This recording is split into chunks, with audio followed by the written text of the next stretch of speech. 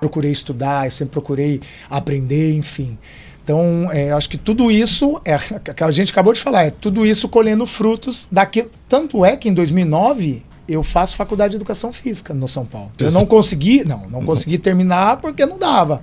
Libertadores, tinha que sair 2 dias antes, aí eu perdi a segunda, terça e quarta. Aí às vezes o jogo era quarta, quinta-feira a gente tava viajando. Então eu perdi uma semana pra estudar e aí eu falava assim, não, acho que não vale a pena. Porque aí só pra ter o diploma eu não quero aprender, eu quero estudar. Daí eu parei, mas o próprio Muricy liberava nas concentrações quando era em São Paulo mesmo, porque eu fazia ali na Marquês de São Vicente mesmo. Concentrado ali na Barra Funda, era só atravessar a rua a pé e já estava na faculdade. Mas mesmo assim não consegui, então eu parei. Por que eu falo isso? Porque eu sempre gostei de estudar, eu sempre gostei de aprender. Então acho que isso faz parte hoje daquilo que eu sou como comentarista, e também não tô aqui para julgar quem faz isso ou quem faz aquilo, cada um sabe da sua vida. Eu preferi fazer dessa forma, então eu acho que eu colhi frutos por ter me privado, por ter não vivido uma vida social tão intensa, pensado mais no meu profissional, e quem viveu diferente também. E caiu muito bem, hein? Só elogio. Parabéns. Chulé, eu gosto, assim, eu procuro estudar, eu até te falei hoje, eu tenho jogo mais tarde, né? Eu tenho jogo mais tarde, então eu falei pro Chulé, não posso passar das 2 e pouquinho, porque eu tenho que estudar ainda, né? Ver alguns detalhes, porque eu tenho que entregar aquilo que é de melhor. Não adianta eu ir lá fazer só porque eu fui ex-jogador, eu vou lá falar besteira, não. Agora eu não vou deixar de falar aquilo que eu acho.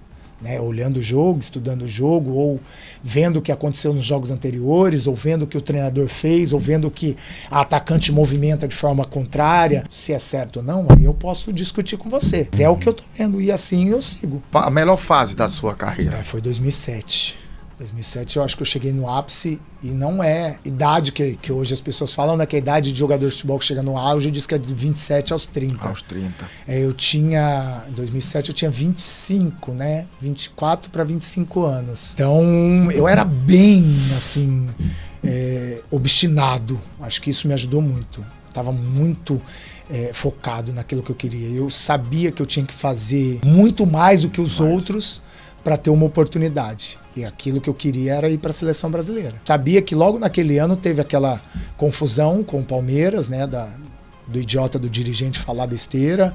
E aí eu ter que, né, me refazer no sentido de que deixar essas coisas extracampo que não me atingisse, porque profissionalmente eu estava vivendo um grande momento, mas ao mesmo tempo blindar os meus familiares, porque de mim eu sabia muito bem. O que o dirigente do Palmeiras falou, mano? Foi daquela questão da homossexualidade, que um cara no Fantástico de um time grande ia se assumir homossexual, e não era eu, até porque não era eu no momento. Só que ele falou o meu nome, ao vivo no programa do Milton Neves. Lá, o Richardson, e aí eu entrei na justiça contra ele, nem foi por causa disso, mas porque assim... Tem que respeitar. Exatamente. Pra você falar algo de alguém, você tem que saber o que você tá falando. Você tem que provar. O que não aconteceu, enfim. E foi no meu melhor ano. Então, assim, foi uma montanha russa, né, de estar lá em cima profissionalmente, mas ao mesmo tempo ter que cuidar das minhas familiares, porque piadinhas começaram a ser surgidas, né, em redes sociais, né, pela questão do machismo, que a gente sabe que existe no meio do futebol, e isso todo mundo sabe, ninguém é burro e hipócrita de falar que é mentira, que não existe, que existe. Eu estava muito mais preocupado com os meus pais. Imagina, se o meu pai sai no meio da rua e alguém brinca com ele. O que não é ruim. Porque você ser homossexual, você não é diferente de ninguém. Não, mas tem que ter respeito, né? O mínimo é respeitar você e a sua família. E o que não é de ruim, beleza, ok. Desde que não desrespeite, né? É isso que é importante. Mas eu não sei como seria a reação do meu pai. Às vezes para ele poderia ser uma coisa ruim. Ele ficar chateado, ele ficar triste, ele ficar... Minha mãe também, enfim. Então, eu pensava muito mais nisso. E eu tinha que conciliar tudo. Então, assim, era um ano, assim, de turbulência, aquele voo tá tranquilo, daqui a pouco aperta o cinto que vem turbulência, e a turbulência batendo, eu tendo que me segurar ao mesmo tempo. Cara, é loucura. E aí é aquela questão, fé, né, que eu sempre tive em Deus, que era meu, que às vezes o que eu tava passando era para fortalecer, né, e me crescer como ser humano, mas não foi fácil. Ninguém é de ferro. Está num ambiente de alto nível, alta performance, sendo atacado de alguma maneira, a cabeça do cara destrói, né, velho? Chegava em casa, né, muita gente não sabe, chegava em casa e copiosamente chorava.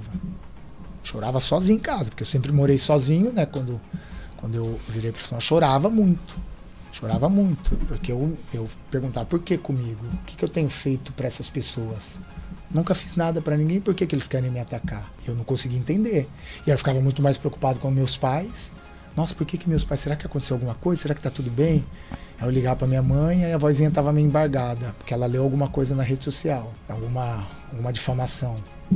Eu ficava, caramba, eu mereço isso, não é possível. Continuar meu objetivo, que era a seleção brasileira, né, mesmo sendo apedrejado, mesmo sendo...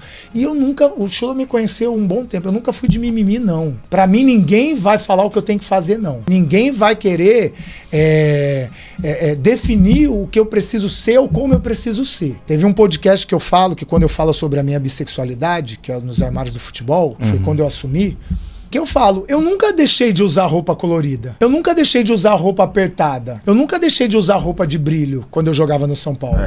Eu nunca deixei de ser quem eu era. Cheguei e ataquei fulano de tal porque era isso, era aquilo. Só que as pessoas achavam que ela tinha o direito de me atacar. É o meio... E não tem como a gente mentir. É machista até hoje. Muito me perguntar, mudou, Rick? Não.